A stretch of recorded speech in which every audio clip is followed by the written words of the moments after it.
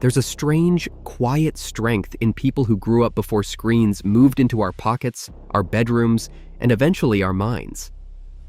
The last generation raised without screens didn't just miss out on technology. They were shaped by its absence in ways psychology is only now beginning to grasp. Let's start with a misconception that modern culture treats like fact. We assume access to information equals intelligence. We assume constant connection equals social skill. We assume digital fluency equals emotional maturity. But the children who grew up without screens expose a deeper truth. When stimulation is scarce, the mind learns to generate its own, and that changes everything. Picture a living room in the 1980s or the early 1990s. The TV is there, sure, but it is not yours. It belongs to the family. There are maybe 5 channels on a good day, and whatever is on at 4:30 is what is on. No rewinding, no binge watching, no algorithms feeding you content designed to keep you hooked. When nothing interesting was playing, the TV went off. And that was normal. Silence was not a failure state. It was just part of life. This meant something profound. Your brain was not constantly being entertained. It had to work. If you wanted excitement, you had to create it. If you wanted connection, you had to seek it out in the physical world. If you wanted answers, you had to wait, ask someone, or figure it out yourself. That delay between desire and fulfillment was not frustrating. It was formative. Now think about boredom, real boredom. The kind where you lie on the floor staring at the ceiling fan, counting rotations. Where you sit on your bed and feel time stretch uncomfortably long. There's no phone to reach for, no endless scroll, no quick dopamine hit. Just you and that restless itch in your chest. At first, boredom feels unbearable. But then something interesting happens. Your mind starts to wander. You replay conversations. You imagine scenarios. You invent games. You daydream. You plan. You reflect. Psychologists now understand that this mental wandering is not wasted time. It is where creativity, self-awareness, and emotional processing are born. The default mode network of the brain, responsible for imagination and introspection, activates most strongly when we are not consuming content. The last screen-free generation lived in that state daily, not intentionally, just by circumstance. And because of that, they learned something modern brains struggle with: how to be alone with their thoughts without panicking. Alone. Time wasn't framed as something to fix. It wasn't immediately filled with noise.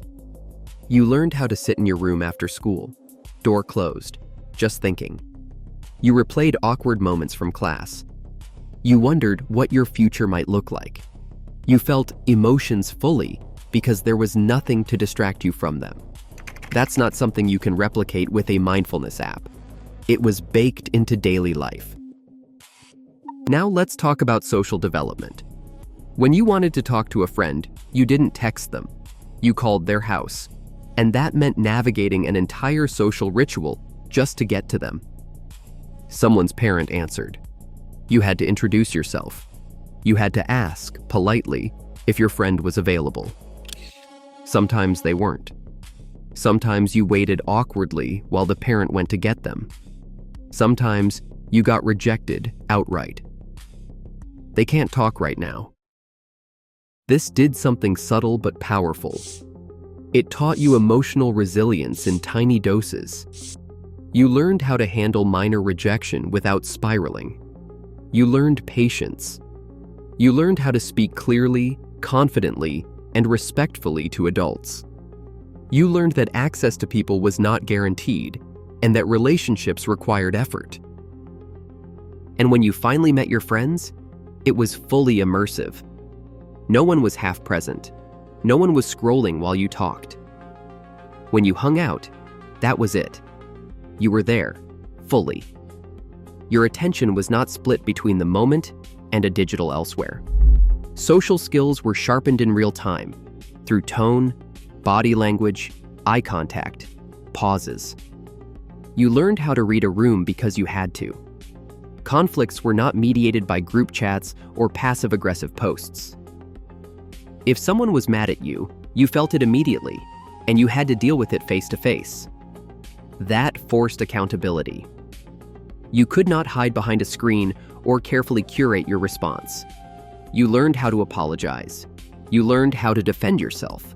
You learned when to walk away and when to try again.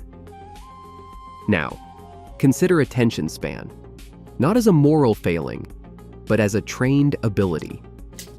The screen-free generation read books cover to cover, not summaries, not highlight reels, entire books. You followed long narratives, complex characters, slow builds. You watched movies from start to finish without pausing. You listened to full albums in order, absorbing the emotional arc the artist intended. This trained the brain to tolerate slowness, to stay with something even when it was not immediately rewarding. And that capacity, to remain engaged without constant stimulation, is now one of the strongest predictors of deep thinking and long-term success. Focus is not something you are born with. It is something you practice. And this generation practiced it daily without realizing it.